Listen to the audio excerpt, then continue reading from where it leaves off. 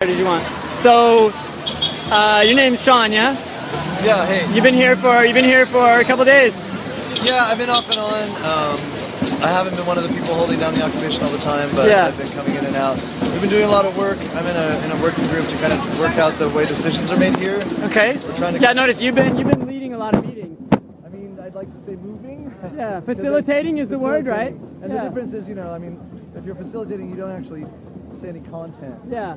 You just help other people speak their voices. In fact, even it's kind of hard sometimes when I'm facilitating. I have strong opinions about what people are talking about and everything, but I've seen you do that a few times where you say, I'm not the facilitator when I say this, I'm a participant now. Yeah, wear multiple hats, right? But yeah, I mean, the facilitation, I sat in, I got inspired for the stuff that I've been doing here because I sat in a couple meetings of occupation in Zagreb, Croatia. Zagreb, Croatia? Yeah. Dobar dan. Dobar dan, Do you speak Croatian? I do. Wow, are you Croatian? I'm not, I just traveled there for a while, I even wrote a book there. No shit. Dobar dan. Dobar dan. Yeah, good. Fucking awesome.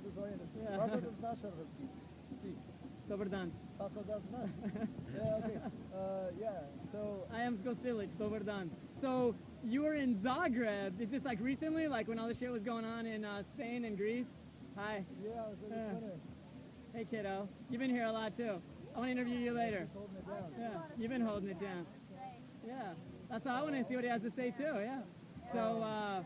Where should I look, by the way? Kind of between me and Kristen and Jake holding it down over here. So yeah, we're all friends, right? Here's Kristen. Yeah. Yeah. So in Zagreb, they occupied their university in the spring of 2009. Okay. And they got up to 5,000 people in one meeting. Was it the same like about the financial crisis? Same kind of. They got a real bad financial situation in Croatia right now. Yeah, well, I mean, it's like, in a way, it's just like the diversity of demands here. It's like all of the... Kind of not just one thing. It's not. It's about neoliberalism and from, capitalism is poor. Yeah. They were taking a stand against tuition. They were introducing tuition. Yeah. Tuition hikes in their university. They're privatizing universities to some extent. And they made demand like free education at all levels for everyone. Huh. What was their result? Well, they took over the university. They ran the university themselves. Making occupation for 35 days, and then they've held it down for 2 years. They took over the student government. So they're doing it now. Yeah, the university is it's essentially not like still. thousands of people or whatever. Yeah. It's not the only university now. It's the student government. So they get say over running like. Did you go to Croatia just for that purpose, or were you? I spent a lot of time. You were there in your life as an international playboy, and you just stumbled into. Right? You're hanging out with the guy from the Dos Equis commercial, and there is the student uprising, Dobar dan. We'll go uprise with the beautiful Croatian girls. But they got, at one point in their occupation, they had 5,000 people over the course of the occupation, they had 5,000 people in one meeting. Yeah, and wow. with this really clear-cut, transparent, robust, direct democratic system, they had a way to get everybody's voices heard. My friends there actually said, it seems kind of crazy. It's hard enough to have a meeting with like 500 friends or whatever. So they did it with 5,000. They did it with 5,000. How many have we had in our meetings? Couple hundred? Couple hundred. It gets hard after that with our amplification because people can't hear. Yeah. You probably see the people's mic where people talk and get echoes. It doesn't really carry past a couple hundred people. But they, with a microphone, had the same process of decision making where everybody in the crowd, everybody in the assembly can come up and speak their mind. Wow. And they have it so people, what my friends there told me was, they said, I believe in this politically, I believe in ethics of this and everything, but you think that it wouldn't work so well. But they said when you get more people out, it actually works smoother and smoother. Because basically, if you have somebody who starts... So let me get that straight. There's a way to make they found a way to make democracy and cooperative decision making smoother and smoother with more people. Yeah, basically. I mean, democracy seemed to scale up. It scaled up really well, and what they said was, people, it's like a lot of the time if you've been in small meetings with, whatever, somebody will go off about their ideology, blah, blah, blah. But when you have it focused on something you're working on together with a clear process, and you have 5,000 people, somebody who says something off point, or repeats something that somebody else says, or comes with a not very well developed idea, they get there's a bunch of people. What's the symbol for hurry up? Is that the same in Croatian? Yeah, here, let's see. Yeah. So hurry the fuck up, right? Loosely translated, So 5,000 cold stares. So we're trying to set up a similar thing here. So this method that you use with the hurry up symbol, and there's the block and the twinkle of agreement and anti-twinkle. Yeah, awesome. Block, right? Okay, and the point of process. Point of process. Here we have point of process, right? Direct response. What's the guy in the 50s in Congress? How can I forget this? The communist. Oh, he said you lie. How can I always know this? I'm just tired. What's like, the guy who? In our Congress or in the U.S. Congress? McCarthy. You know, he loved the point of process. Oh, he did. Oh, that's okay. I didn't know that. Yeah, That's we got a tip from Joe McCarthy. Okay, yeah. Thanks, Joe McCarthy. Yeah. Like all the different yeah. So I've been working really hard on that. It's like. So is that the same system they used in Croatia? Yeah, more or less. They actually wrote a book called The Occupation Cookbook. If people want to know, Occupation Cookbook. Yeah, people can look it up. It's a free PDF online. It's like 80 pages. We're also copying the New York model to some extent. So the idea of occupying is not totally new.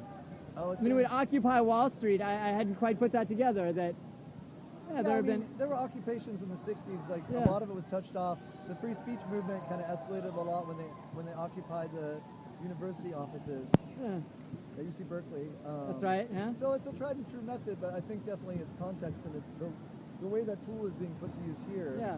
I mean, is something totally new. I think this is all from Tahrir Square. You know, everybody talks about Tahrir in Cairo. So you think this is a result of what happened in Tunisia and Tahrir Square? Totally. That's what inspired it. You know, and that had inspirations from other places, but that was like nobody saw that coming. Anybody. So, dream with me a little bit. Yeah, I mean, 6 months or 2 years from now. You guys, we all got dreams.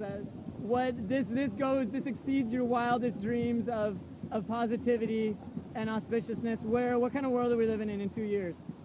Well, okay, compared to Tahrir, basically the state there had like, I was actually going to write my dissertation. I have a plane ticket to go to Cairo. No shit. I was going to go there in January, but I'm like, why do I go there? I guess Cairo just came here, so we'll see. But I mean, you know, in that it was basically a really illegitimate regime held up by force, and once people broke the spell of fear, it just tumbled. Once people broke the spell of fear. Yeah, like like a couple weeks, 2-3 weeks, and it's still going now, like it's re-escalated now. But, unfortunately. I don't think it'll be quite like that easy because we have a lot. I read this stuff about we have governmentality, we have this kind of, I like Sheldon Go, and he has this, you know, a lot of our. I mean, we're protesting the economy. I mean, we're fighting the economic system here. We need basic changes, like basic root changes in the way we deal with economics and everything. That's what we're asking for. And that's what you were saying earlier. It's like in your opinion, how far down do we expect? Like, how far back are we talking that these were planted? Are we talking like since the 1800s? Are we talking since? I mean, yes, it's capitalism, and it's really. I think it's like the seeds of capitalism. So yeah. I mean, history. When does history start? I don't know. When does history start? Yeah. Yeah. It's definitely. I mean, context. There's just some steps. I think the particular policies that people are reacting to across the world right now are neoliberalism that kicked in about 1970, and especially Reagan and Thatcher years and everything. So basically, I mean, you hear people say that the last 30 years, right? That seems to be that it's sort of picked up pace and sort of consolidated control maybe in the last 30 years. But I mean, what's exciting about this is, and we'll see how deep the roots go in this struggle, because people are asking for all sorts of different things, and I don't think people realize how radical the demands they're putting forth are. Yeah. But the thing is, like, the derivative crisis that happened in 2008, the derivative bubble at the top. Yeah. You know, capitalism for it to work has to keep finding new. Crisis is part of capitalism. It has to keep finding new ways to like squeeze.